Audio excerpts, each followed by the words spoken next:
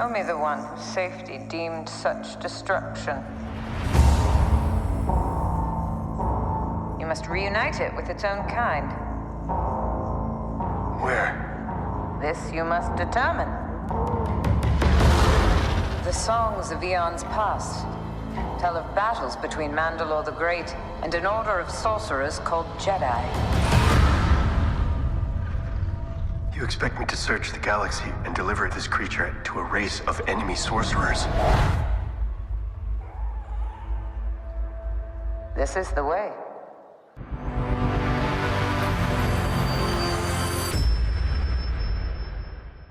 It's like the bane of my existence as a video producer because I'll include music that we have a license for and we'll still get copyright strikes against this on YouTube because it's a bot doing it. You know, Facebook's the same way. Oh. Well, Blizzard, for their big annual convention, BlizzCon, they had Metallica as the guest musicians. And Metallica was performing live, streaming on Twitch. And the Twitch bot, the DMCA Twitch bot, was like, "This is Metallica music. Metallica music is copyright," and it overplayed the feed. It interrupted the feed and overplayed elevator music over Metallica.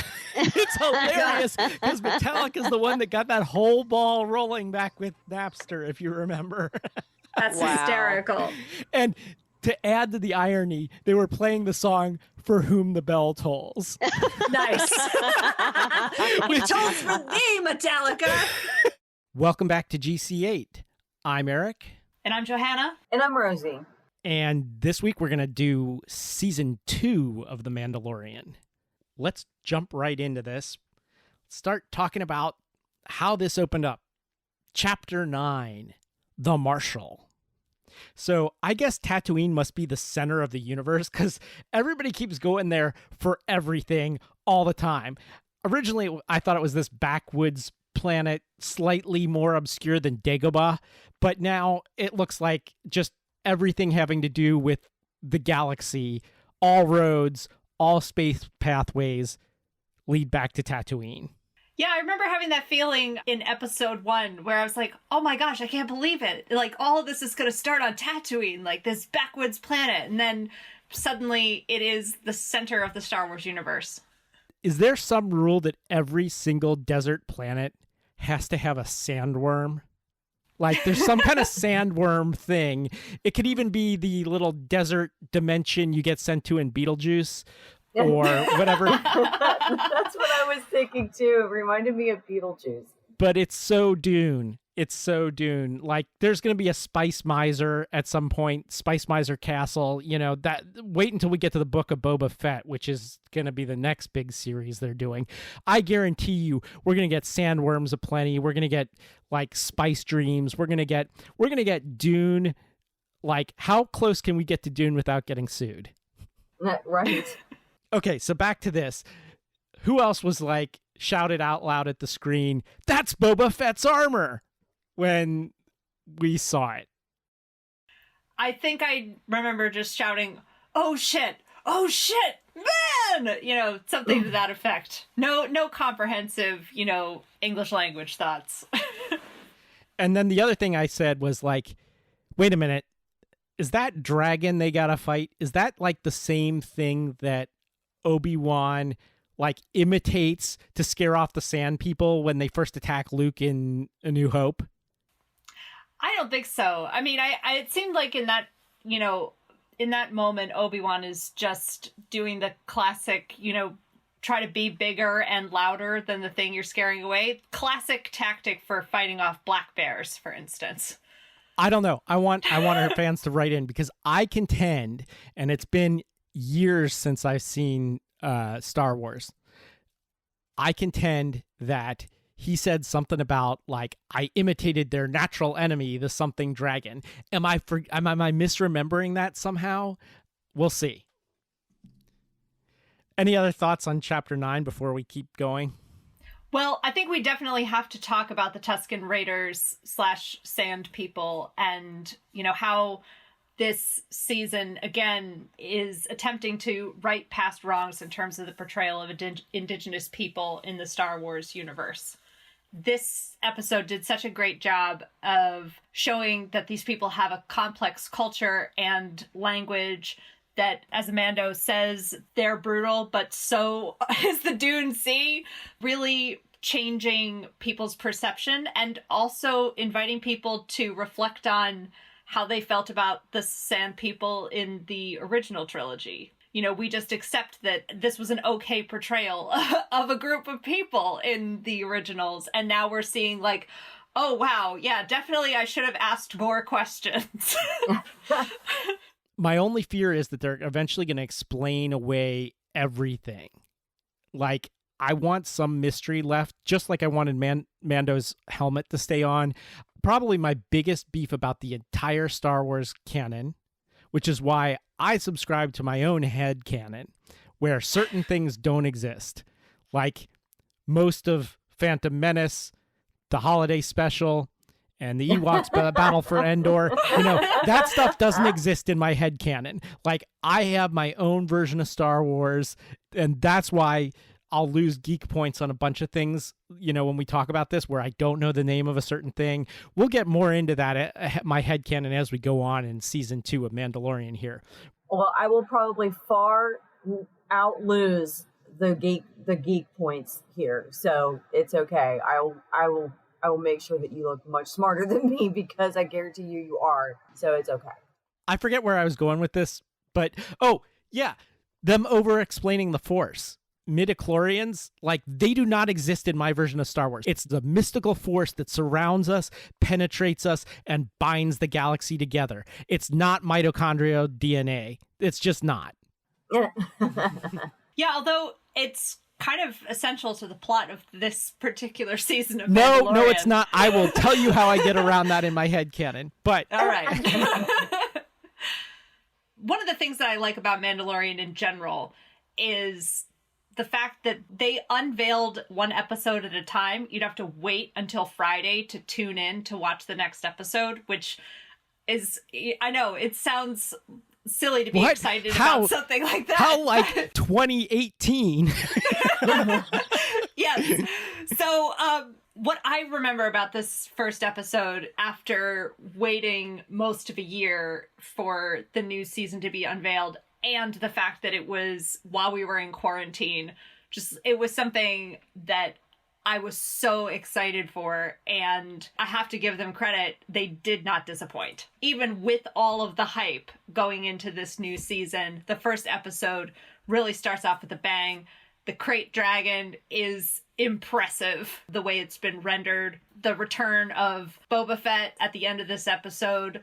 Timothy Oliphant is charming from start to finish and, like, perfect as the sheriff in a small town. While we were talking, I looked this up on the internet, and there is a quote from Star Wars. Luke Skywalker, "What made the Sand People leave?" Obi-Wan Kenobi, "I imitated the hunting cry of a Krayt dragon. Their imaginations did the rest, and they took to their heels." That's not the line. That is not actually what he says. I'm gonna call bullshit on this. So it could be, you know, Luke has screwed around with these things so many times that, okay, you're gonna call bullshit on that. We'll have to keep looking into this. Don't make me get out my deck of Star Wars Trivial Pursuit playing cards. I will find the trivia. This will get solved by viewer email or listener email. Okay. I didn't realize that was actually Boba Fett's armor, so thank you for clearing that up for me. This is one of the things that worries me about them over-explaining stuff. The reason Boba Fett was such a fan favorite character is there was so little known about him. Mm-hmm. He first appears in Empire Strikes Back as one of the bounty hunters sent after Solo, and he doesn't have a lot of lines in the original trilogy. Like, I think a lot of people, it's been a long time since I saw Return of the Jedi, but I thought he died. And as of right now, in this point in the series, we think he's still dead. I'm looking to figure out what exactly happened there. And I'm wondering if maybe they'll tell us in Book of Boba Fett.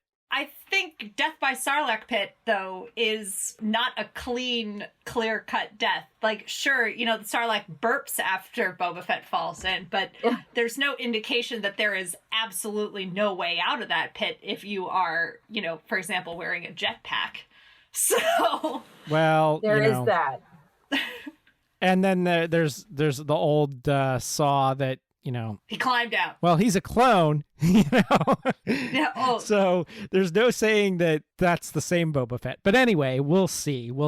I'm sure they'll have to handle this. One last thing about this episode, the opening scene with the graffiti all over the city. What an awesome set. What an awesome opening. And this is kind of where I love that the Star Wars universe is going, trying to imagine like, okay, what would a wrestling match look like in the Star Wars universe? What would a broken down city in kind of a noir universe look like in Star Wars? I thought it was extremely well done, and the lighting in that scene with how dark it was. I mean, one of the things that has been really great about this series is technically how excellent some of the filming has been. And I did this time around dive into some of the special features and read a little bit more about that they used VR cameras to film a lot of The Mandalorian. And instead of using a green screen in the background, they have actual video playing behind them. Oh my gosh, I can't believe they haven't done this before, but I think they had to wait for video quality to become so crystal clear that it looks real in the background. Well, this is the future, right? It's estimated that green screens are going to be replaced by this technology, which is the rear projection 360 video screens rather than having them act in front of a green screen. So now they can actually see what they're interacting with. Whereas with green screens, you had to sort of pretend, which makes it much easier on the actors. Yeah, that's part of it. And the other cool thing is that then the stuff in the foreground can actually be real. I mean, just thinking of the prequel trilogy, for instance, which used a lot of green screens to extend the set, a lot of it looked fake, as opposed to making sure the stuff that you could focus in on was like a real piece of a speeder bike that you could actually see. Like, and it looks like a real speeder bike. And then the rest of it is also more real. Anyway, one of the things that the special features talked about is how this new technology allowed them to shoot in lower light and do some really interesting things with darker lighting, like in the opening scene, which I love. And I love how it sets Mando up as this neutral character. Leaving the guy to get eaten by wild dogs is awesome. One of the problems with digital video is that everything is so brightly lit. Remember, I think we talked a little bit about this in the early days of CGI when we were talking about Alien 3.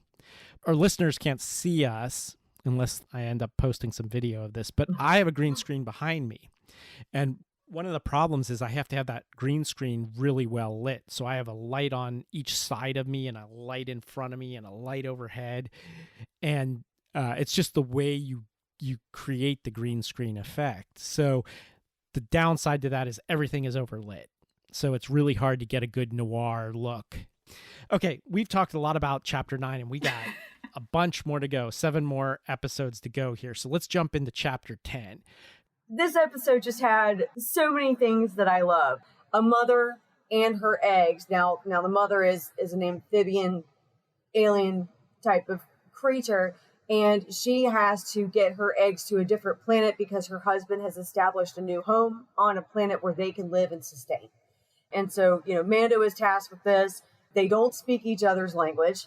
So that makes for an interesting dialogue for the episode in itself, until Mama is smarter than we all thought, and she finds a droid and reprograms it and uses it as an interpreter for her so she can finally communicate with him. And she's like, look, dude, this needs to be done. I'm the last of my species. We have to go here.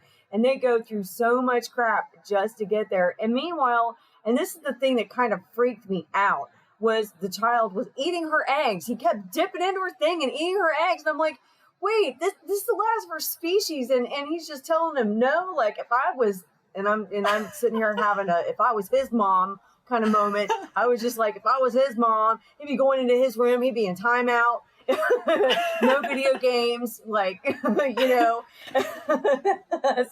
This is the episode where I finally realized what Baby Yoda reminded me of. Because the whole time I'm like, Baby Yoda reminds me of something, and it's my cat. No longer with me, but I can't tell you how many times I said, not for kitties, or what part of not for kitties don't you understand? And it just gave me that look that Baby Yoda gives him, like, huh? And then goes back to doing exactly what I told her not to do.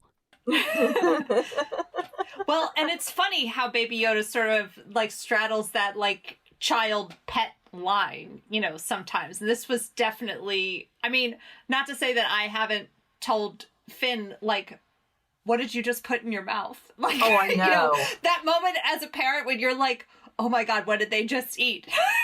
Yeah, and you're doing the scoop. You're doing the scoop with your finger in their mouth. Like, come on, get it out there. Get it out there. Get it out of your mouth. You're not supposed to eat that. Spit it out.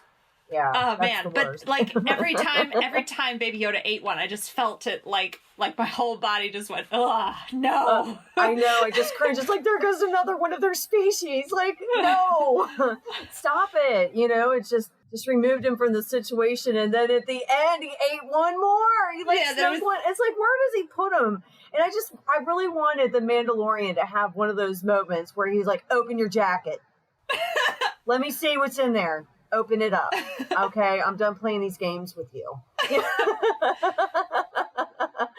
I could just see like all of these things that he's been eating, you know, throughout season 1, just like, you know, just jumping out like, oh wow. And then, you know, there's like another one of the eggs that drops. Sounds like doom, doom, doom, doom, doom, doom, doom, doom, like rolls out. Yeah, totally. It would have been kind of a funny scene, maybe kind of not, but I really would have liked to see something like that happen. Not content to just eat her eggs, when they're gathering up from the pool, from the heated pool, Baby Yoda wanders off and decides to start looking at eating what turns out to be the ice spider's eggs. That whole sequence, by the way, we talked about Baby Yoda being like animatronic, but that to me looked like a CGI sequence when he's off on his own looking at all the ice eggs. Yeah. Well, probably because the ice eggs may not have been real either. Love the homage to Aliens, by the way. Like the whole sea of eggs. I was like, yes. Oh man! As soon as I saw that and him wander off like that, you know, we all know as moms, we all know when a little kid wanders off. That is trouble. That ice spider was intense. Like, I mean, all the ice spiders. Like, I don't know if any of you have seen Lost in Space, the new one starring love of my life, Gary Oldman as the evil Dr. Smith. But I mean, space spiders are still the most terrifying. I mean, like, creepier than the alien, like less deadly, but all space spiders are no. I know. I was like, what? Let me see what I wrote down. This is what I called them because I didn't know what they were. I said, winter cave spiders. I was like, what is these winter cave spiders? That's what I was calling them. I was like, ugh. Yeah, I hate spiders, okay? First of all, I hate spiders. Second of all, I hate spiders. Third of all, I hate spiders. And so this ultimately creeped me out. And I had a verbal, oh no, as soon as I saw that. It was actually one of my more favorite episodes out of the series. So, well, as creepy as those cave spiders were, I don't know if anyone watches the end credits of these things where they have the concept art for this stuff. It's like, oh, yes. I don't know if it's Ralph McQuarrie who always used to do all the Star Wars concept art, or if it's another artist, probably another artist at this point. But the concept art for the ice spiders is even creepier. Like, they really didn't achieve the amount of creep that the concept art had, because the concept art, oh my God, is super creepy. Yeah, the spiders had more eyes. And they were red. They were like bright red, you know? Yeah, Disney probably was like, okay, guys, let's pull back a little bit. And they had We're a lot Disney. of... We have to rein that in. We're Disney, okay? So my only nitpick about this episode is that when Mando's originally being chased, the way he ends up in this ice cave is he's being chased by New Republic ships and X-Wings, and like he goes into this, he flies into this cave. Like, how does he know there's an exit on the other side of this cave? Like he's just deliberately crashing into a cave, you know? Like, that does not seem too sound to me. Like, if he's gonna crash, fine, crash in an open area, you know, but crashing in a cave, like, it just doesn't work for me.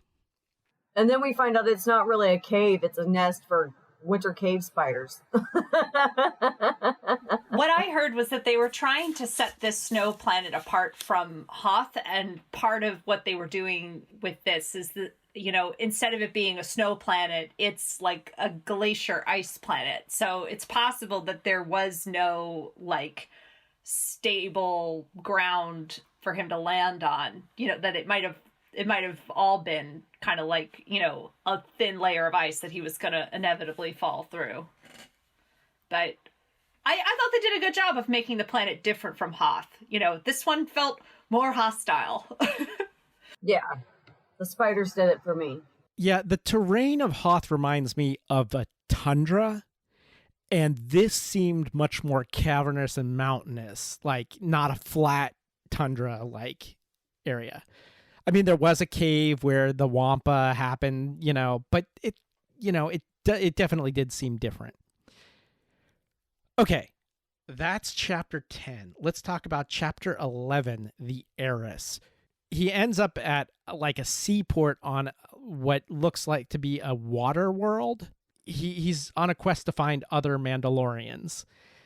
And, well, first of all, the ship that he books passage on, they betray him and they knock Baby Yoda's like hover carriage over top of this monster, and Baby Yoda quickly like closes his cover, which did that remind me, did that happen in Lone Wolf and Cub?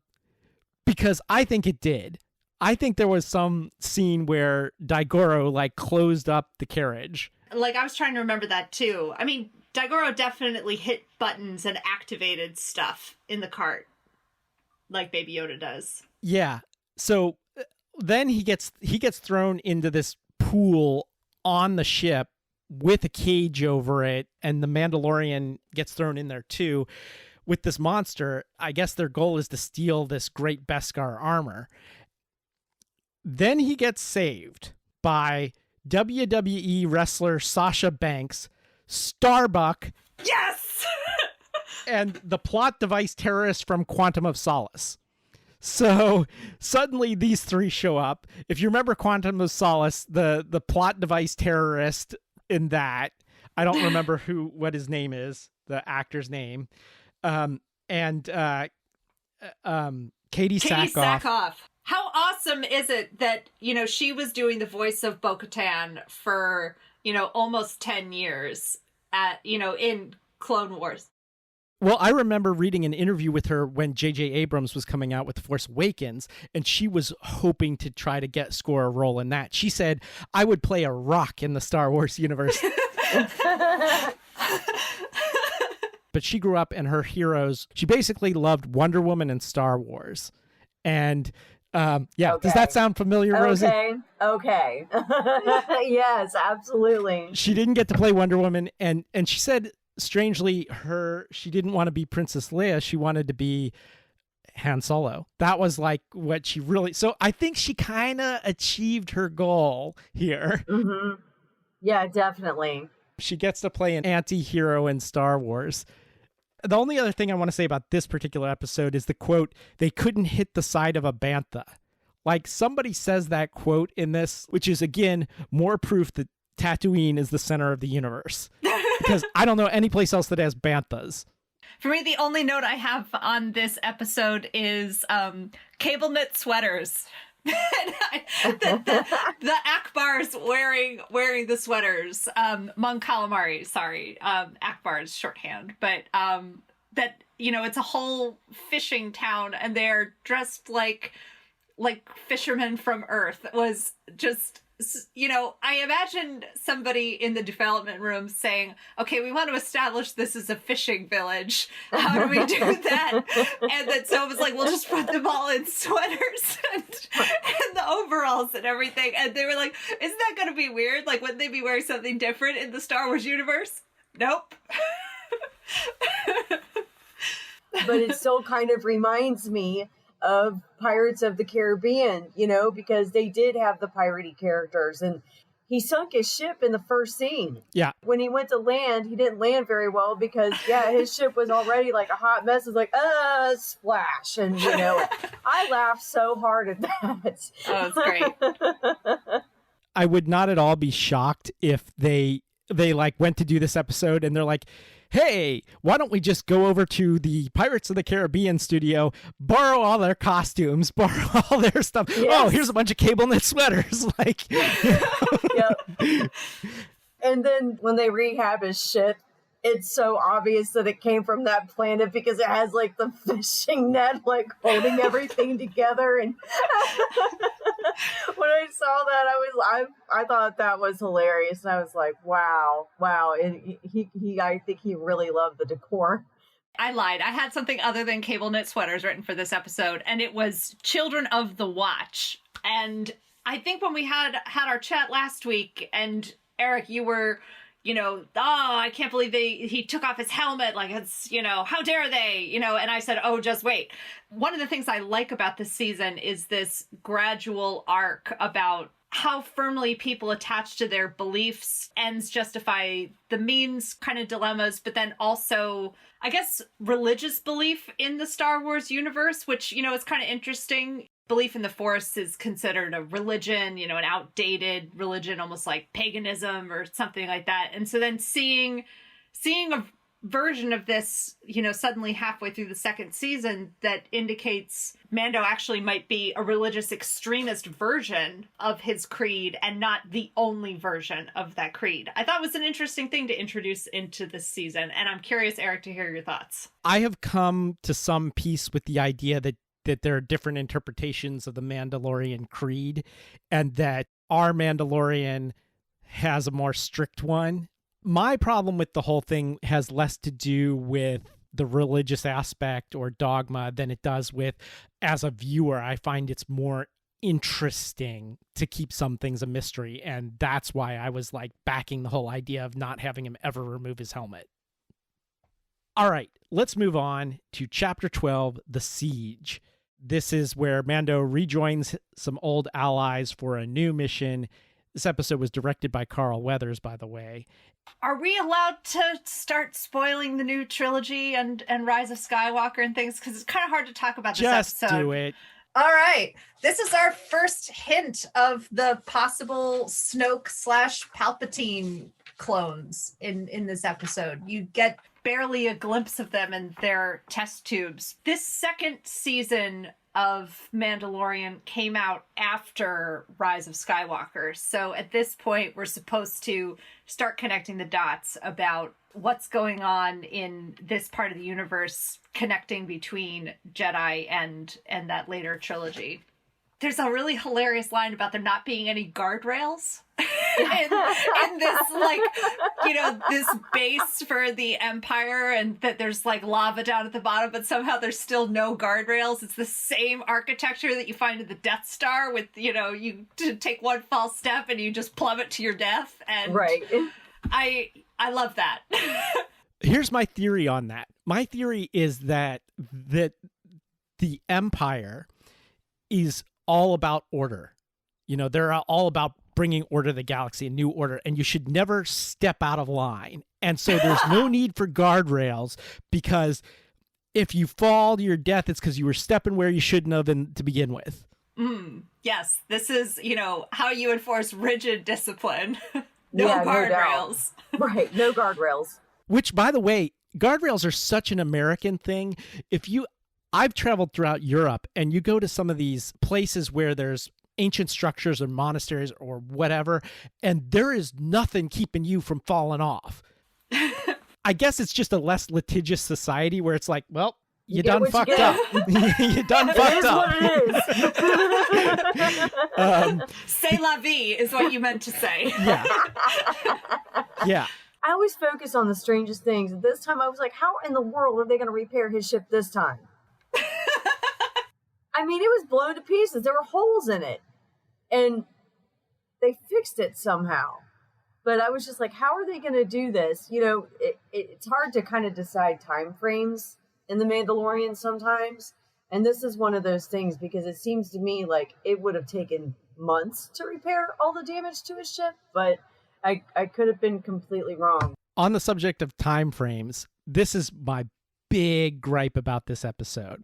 So at the beginning, we find out that they're going to invade this Imperial base that still has a skeleton crew, and they establish that it's on the other side of the planet.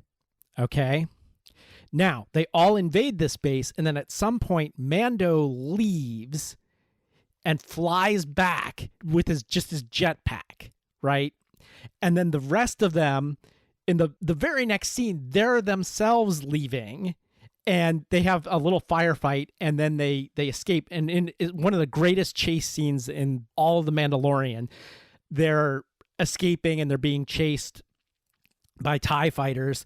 But the problem is he eventually comes and saves them. He comes to the rescue. How was he able to fly all the way to the other side of the planet with the jetpack and pick up Baby Yoda and get his ship and then fly all the way back in the nick of time to save them where they're still fleeing the base being chased by TIE fighters?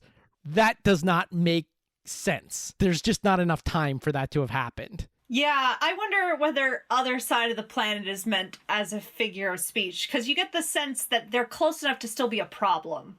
Like, they're far enough away to not be an immediate problem, but close enough where, you know, Carl Weathers is like, we need to get rid of these people. They're gonna be trouble for us in the future. I'm also getting the sense that there are a lot of planets in the Star Wars universe that are not as big as Earth. There are a lot of small planets, which I don't know the science behind that. Navarro seems to be another one of these small planets, like Pluto-sized. Yeah, something like that. I was even thinking Mercury-sized, you know, just go around the corner and come right back. Hey. I think Mercury, even by jetpack, is still going to be pretty big distance. Yeah. But anyway, the other thing I noticed in this episode that I'm surprised I had never noticed before is like every blaster that everyone carries has a scope on top. Mm-hmm. And nobody ever uses the scope. Like everybody's got one of these. You know, if you remember, even Han Solo had a scope on top of his blaster. Nobody ever uses the scope. They're just like reaching out, shooting everywhere. Weird, just weird. Why have a scope if you're not going to use it? Well, aren't a lot of these characters also like very, you know, cowboy, shoot first, shoot later, ask questions, you know? Like, we don't have any anal retentive people in the Star Wars universe other than C-3PO. Like, he's maybe the only one. He would be the one using the scope. Everybody else is like, I got this. I don't understand why they even put scopes on these things, especially for like stormtroopers of all people could use scopes. Like, you know, no doubt. But they never do. I think it's time to hit the snack bar. Let's all go to the lobby. Let's all go to the lobby. Thanks for making sure I don't need to play that now. Okay. So I don't often give product placement on this. We don't get paid for it. We don't have any advertising sponsors or anything like that. But Star Wars was originally pitched by Lucas with the promise that it may not make its money back on ticket sales, but he would definitely be able to make his money back on toy sales. Star Wars itself is complete. I mentioned how I used to have the Star Wars bed sheets. The whole series has always been about product placement. So I'm gonna actually give some product placement on this one. Merchandising. Yeah. As Yogurt would say. Yeah. Oh, God, nope, headcanon. That does not exist. Okay, so as you know from past episodes of food pairings, I am a fan of tea. And I've recommended drinking tea on a couple of previous episodes. And my girlfriend and I ordered some tea from the Republic of Tea company, and they sent a free tea bag with it of Mandalorian tea. Apparently, they have the license for the Mandalorian tea. It's a black tea. And so I didn't immediately drink this and had it sitting around for a little while, which is never a good idea with tea. And it was not in an airtight container or anything. But when I finally had it, oh my God, it was one of the best black teas I've ever had in bagged form. So I'm going to say that the perfect pairing for watching The Mandalorian is the official Mandalorian tea that Republic of Tea makes. And like I said, not getting paid to say that or anything like that. It's excellent black tea. And hey, it's got the Mandalorian branding already on it. Well, I'm so glad that was the product placement you chose. I was so afraid you were going to say the blue macarons from Williams-Sonoma. Another blatant ripoff, attempt to make some cash off Mandalorian. But this tea sounds great. It is. And I would not endorse eating anything that Baby Yoda eats. Yeah, no doubt. Okay, back to the show. Next up, Chapter 13, The Jedi. In this episode, Mandalorian meets a Jedi. He also is tasked by the leader of this town that he is in to kill said Jedi. But he ends up teaming up with her in order to help the child and free the people of that town. Because the leader was evil, and actually that led to a fantastic fight scene between the leader and the Jedi there, who did eventually say that she would not be able to teach the child because the child was so bonded with the Mandalorian. But she did tell him where to go in order to find the correct Jedi to teach the child. But that being said, gosh, there were some great fight scenes in that. There were some great fight scenes in that show. Oh my gosh, I loved every minute of it. Yeah, I have to agree with you, Rosie. One of the things I loved about this episode is the fight scene between Ahsoka Tano and Morgan Elspa, the, little mini warlord of this town, and how Michael Biehn and Mando are just like standing outside, clearly having the sidekick version of that fight. And thinking back to how many action movies where like the men are having the real fight and then like, oh, the women get to have their own side fight that is somehow less important but happening just to prove that they can fight. It was so great to see that reversed in this epised. Also to see, like, the men's version of this side fight, hilarious. Like Michael Biehn being like, I don't think this is worth dying for. Just having a very different kind of dialogue. Yeah, he's basically trying to talk the Mandalorian out of not killing him. That was their fight scene, kind of.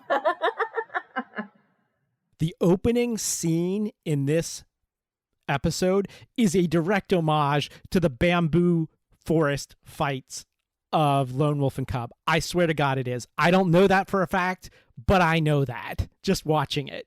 Very clearly a reference to that. And, kind of interesting, this idea of the planet's resources being exploited by this business person, and that the only thing left is this charred and decimated forest, full of smog, is really, pretty graphic environmentalist message there. So props to Disney.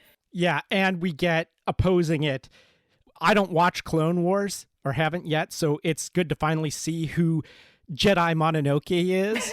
Like, that's what I call her up until now, because I didn't know who Ahsoka was. I just saw her and I saw it's culturally impossible to avoid spoilers. But when I finally saw her, I was like, oh my God, Rosario Dawson.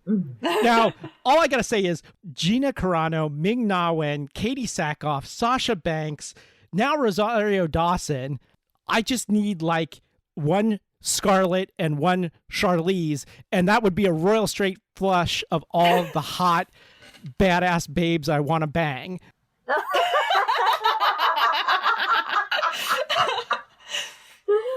no awesome. filter there, Eric. The No filter's filter. totally gone. That's right. That's I right. mean, Rosario Dawson. Well, like, remember, Amy Schumer called her the most fuckable actress ever. So, but yeah, she was awesome in this. Seeing Ahsoka out there, it kind of reminded me of Michonne from The Walking Dead, because she was a loner. She spent pretty much years out in the woods by herself, and she had 2 samurai swords, and she's a complete badass character on the show that has been like a veteran that has lasted. Ahsoka just took me back to Michonne on The Walking Dead. It's really exciting to see more characters like her. Speaking of Jedis, this is where I finally started to suspect that what they wanted Baby Yoda for was to harvest midichlorians, which they never actually say, although at some point they say his M count is, off the charts and stuff like that. This is my whole problem with that, which is I remember having a talk with my friend Guy years ago about when the midichlorians first happened. The whole problem with this is that there could be Jedi juice. All you'd need to do is extract someone's blood and shoot up with it, which meant there could be like effectively Jedi pushers selling Jedi juice that you could, shoot up with and become a Jedi. Like, there's no years of training. There's none of that. You just, boom, inject yourself with some Jedi juice. And now the problem with this is that it's not very lucrative as a drug dealer, because as soon as the customer shoots up, they can be like, I do not owe you money. And give me all your Jedi juice. And they're like, here's all my Jedi juice. See, you're going to force me to quote the prequel trilogies. This is a terrible thing, Eric, but I don't think it's something that anybody could just pick up, and to quote then Chancellor Palpatine, the dark side of the Force is a pathway to many abilities some might consider unnatural. So I don't think you could, shoot someone up with midichlorians unless you were a super powerful Sith who had the ability to, use cloning technology or harvest that blood and synthesize it for that purpose. So it's not something that like your local Jamba Juice in space is going to, give you your midichlorian smoothie. It's like only Sith Lords are going to have the ability to use this technology, which we see in the previous episode, the cloning chambers and things like that. But yeah. Oh man, I feel dirty. You made me quote episode 3. Oh. Well, we'll see. I think we're another cartoon series away from getting like Jedi juice injections. You wait and see. All right. Let's move on. Chapter 14, The Tragedy, directed by Robert Rodriguez. One piece I wanted to note for our fans is this amazing shot where Boba Fett looks direct to camera, or at least we feel like he's looking direct to camera. He's got the helmet on. But it's right after he's, shot down one of the spaceships and it's collided with another one and they've both crashed into the mountain. And he turns to look at the camera and it's like, yeah, like, that's right. That's what I'm talking about. Yeah, he was like, yep, that's right. Boba Fett's back. I'm in the house. Let the fun begin. The Siege, which was directed by Carl Weathers, I thought had the best vehicle chase. This one, the Robert Rodriguez one, probably not surprisingly, has the best ground combat scene. Practically the whole thing is an extended combat scene. Yeah, and Boba Fett using the weapon of the Sand People, the golf club with the spear at the end of it was, really epic. Just, a weapon that we don't really get to see used in action in other places, and it is devastating. This is the episode where Grogu realizes his powers. At the top of the mountain, he's getting the Jedi upload while chaos is happening all around him, and he's completely inaccessible with this force field around him while he's basically realizing his powers and inevitably calling the Jedi that is meant to train him later in the season. I love scenes like that because you have one member of the team that's indisposed, that cannot help. So it's up to the rest of the team to like fight off the evil guys, and make everything right with their situation. That's always a thrilling type of scene for me to watch. The anticipation alone, I'm like, oh God, I'm at the end of my seat. Like, come on. So, for him to finally get his upload done and they can like move on, is great. And also, I can't forget to mention that the real tragedy here is the poor Mandalorian finally lost his ship. It was done. finally. That's not the tragedy. The tragedy is Baby Yoda gets kidnapped. Well, I wasn't done. It was a trifecta. Like, Mando lost his ship, he lost the baby, and now he has to travel with other people, and he's kind of a loner. So that's what I was thinking, Okay, you're right. That is the real tragedy. Other people. Other people. He has to deal with other people now. Yeah, but those other people are awesome. They are awesome. I think that if Mando was going to surround himself with other people, even though he didn't want to be around them, it would have to be them. So one of the things I like about this season in general is the nonstop action in these last 4 episodes. And oh my gosh, yeah. This is now the 3rd time I've watched through this season, and I thought, okay, I'm just gonna refresh it. I've already seen it twice, and then I was looking through the episodes. I'm like, oh no, I have to watch all of that episode. Oh no, I have to watch all of the tragedy. I also have to watch all of the Believer, and I have to watch the last episode. And so then I ended up just watching the whole thing yesterday. Just binge watched it straight from 11 a.m. until bedtime. It was great.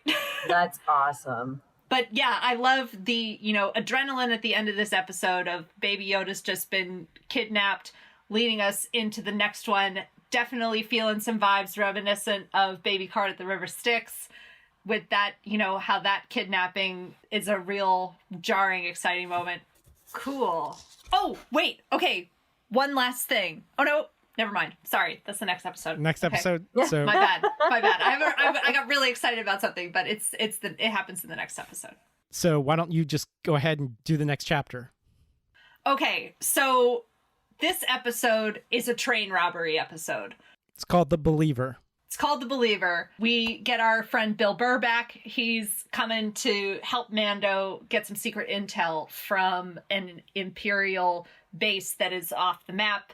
It's, mostly used as a mining colony. So then, of course, we have a train robbery sequence where, in this case, the train is a heavily armored vehicle that is hauling nitro, for lack of a, better comparison. And they get ambushed by bandits who are trying to steal or explode this valuable substance. There are definite echoes of the Iraq War and conflict in the Middle East in this episode. They drive through kind of a peasant town on their way, and there is definitely a sense of American soldiers putting themselves in danger of tripping bombs on the roadside. So there's some political overtones to this.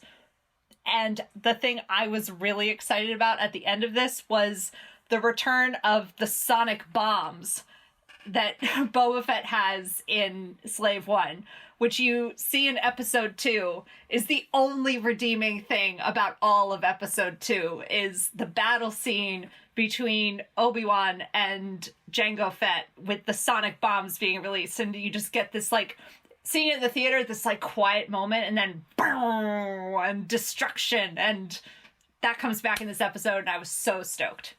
We can't always talk about every film that influences another film, so there's always things that get left out.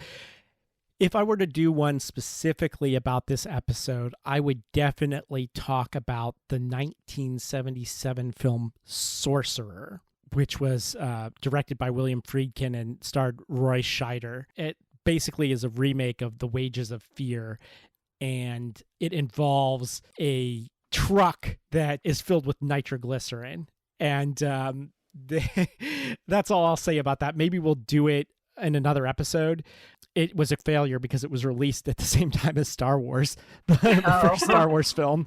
But well, there's that. I think it's come around, and they're giving a nod, a tip of the hat to it. But anyway, if anything, this episode, what it really got me to do was go back and re-watch a bunch of Bill Burr's stand-up, because I had forgotten how much I liked his stand-up. I love in this episode where they're in cafeteria or whatever it is. They're trying to get out of there without being noticed because, of course, Miggs was a trooper. Well, he says to Mandalorian, all right, let's go fill out those TPS reports. Yes. which is a shout out to Office Space. Office Space. Which I thought, whoa, that was kind of random, but cool. Oh, it was so great. Bill Burr did a great job in this episode. In the middle of everything, he's like, "You should have left me in prison."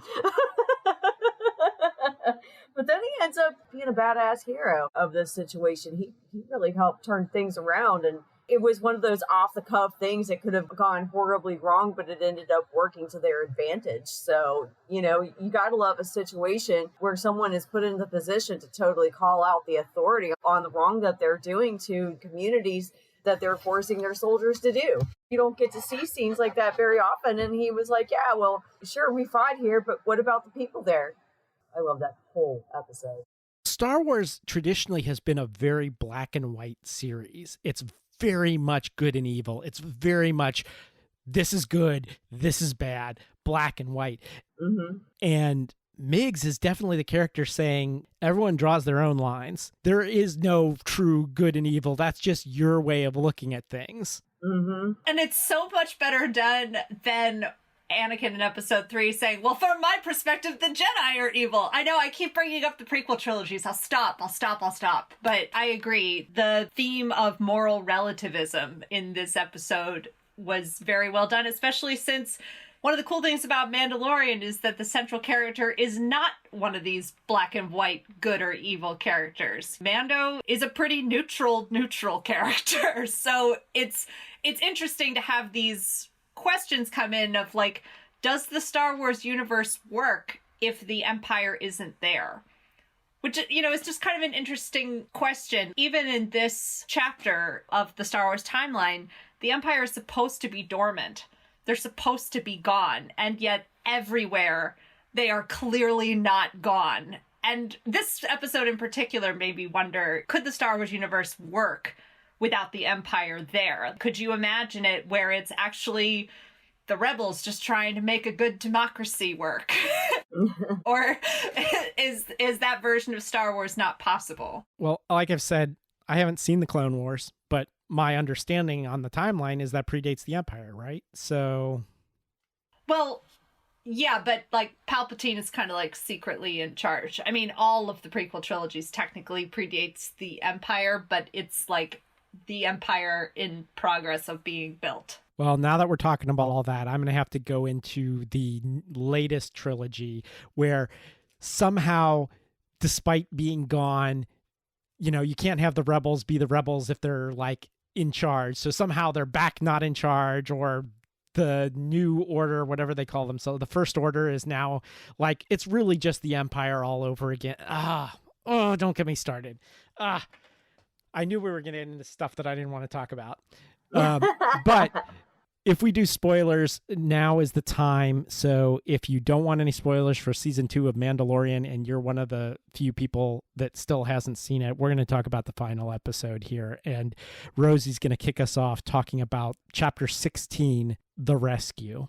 They are on the ship with Moff Gideon. They are getting ready to rescue Grogu, the child.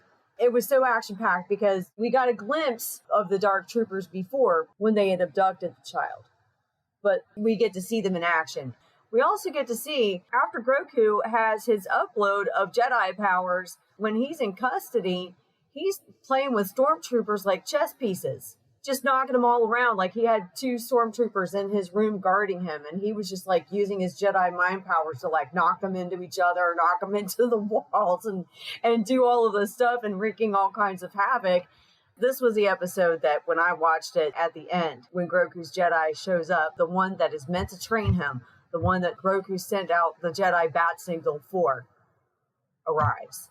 And it's Luke Skywalker. And I was just like, tears, like major tears. And I was already emotional enough anyway. I'm usually not that emotional, but I was emotional in that moment, and it just brought the waterfalls. And then when R2-D2 comes rolling around the corner, I'm like, oh my god, this is so amazing. I love them all. Did they use images of the old Luke Skywalker footage for this? to create some sort of animation technology. So it was actually a lot less uncanny valley than Tarkin and Leia from Rogue One. Right, exactly. It's that same technology. It's just improved. Yeah, they did a great job with it. So my thoughts on this one is that, once again, something that I have maintained since the very beginning, which finally gets stated out loud by one of the imps, is that the rebels were terrorists. I mean, they fit our modern definition of terrorists. Nobody ever talks about that. Like, they blew up the Death Star. Think of all the people they killed that were just like, maintenance people and stuff like that. They're essentially terrorists. Also, it was kind of cool seeing Bo-Katan being the pilot that crashes into the hangar, because I don't know how many times Starbuck crashed a Viper onto the hangar of the Battlestar, but that was that scene all over again. I'm like, oh yeah, there she is again, crashing a Viper into the hangar. Yeah, it was such a thrill to see her get to kick ass again after such a long time away from Battlestar. Yeah. And again, this is another one of those instances where Star Wars breaks gender norms again, because the team was mostly women. Yeah, no, it's four total badass women. It's not a gimmick. I recently had the unpleasant experience of rewatching Charlie Angels 2 Full Throttle. I will not explain the circumstances of my captivity where that happened, but it's so awful because, the women all get to do, these stunts, and there are these fight scenes. It's totally ridiculous, but a main reason why it's ridiculous is they aren't treated with respect. They're, it's treated as isn't it cute watching these women be action heroes, as opposed to this fight scene where, no, the women are just, going in there and doing it without waiting to pause at the camera and be like, look how awesome I look doing it. It's, I don't have time for this shit. I have to go blow up these people and my gun's jammed and I'm going to fix that and use it as a golf club. And yeah, it's like, I don't have time for lip gloss and hair flips here. I'm trying to fight. Yeah. Kind of a little detour from what you were talking, but it reminded me of one of my nitpicks. How the hell do you jam a blaster? It's an energy weapon, for crying out loud. How do you jam a blaster? That's a good question. I mean, it's huge. The other nitpick I have about this particular episode is Dark Troopers are droids. Wasn't the whole purpose of creating stormtroopers to get away from having droids? Okay, again, we're getting into prequel territory, but wasn't that the whole point of stormtroopers, cloning them so that we don't have to have droids because we can't rely on droids? Well, but the droids were unreliable in one particular way, and these droids seem to not be unreliable, as far as we could tell. I mean, they seem to be pretty efficient Terminator-like murdering machines. I didn't get the sense that these were the same as the battle droids from episode 1. There are 30 Terminators, and they're all gonna just murder. It reminded me of that last Terminator movie that nobody actually saw, where all the Terminators come out of their little chambers at the same time. It looked exactly like that. Oh. Well, and I was going to say, nothing proves their efficiency more than when they were sucked out of the ship and then came back. I thought they were done for when that happened. They opened the latch, all the droids were sucked out of the ship, and I was like, oh, good, awesome, they got rid of them. And then they flew back.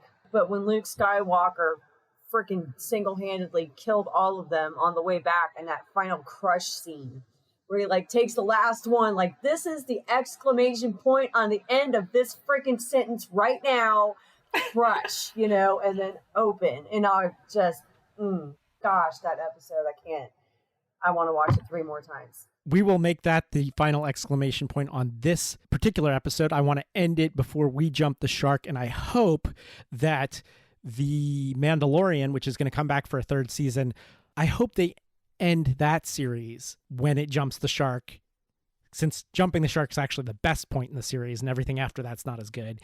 I really hope that we don't get what we get with a lot of great series where they just beat it over the head and in the last season is terrible. I hope they decide to end this on a high note.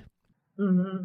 I could see them doing about 1 or 2 more seasons of this, though, because they did kind of leave the door open for some things with the footage that they had after the credits on the last episode. Yeah, well, it looks like Boba Fett's going to get his own spin-off series, and so is Ahsoka Tano, from what I've heard, going to get her own series. And yeah, we have to resolve who is in charge of Mandalore.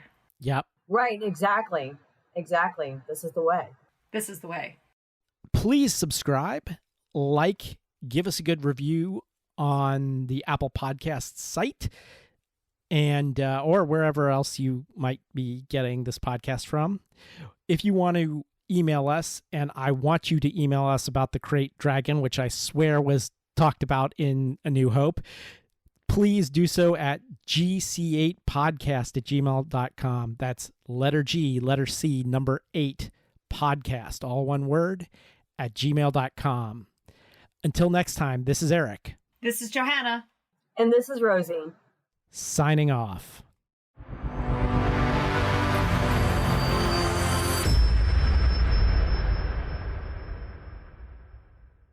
Hold on a second. Oh, yeah, that's when Mando got the rhino egg to trade for ship parts. The rhino egg, which the rhino ends up being a theme. We'll talk about that later. Yeah, the Mudhorn. Yeah, the Mudhorn. Thank you. I love Star Wars, but I'm terrible with the terminology and who all the actors are and all of the character names. Isn't that awful? And I've been watching this since the 70s. Yeah, me too, and it's bad for our brand. So I know. I'm sorry. I'll try to keep it to only intelligent comments.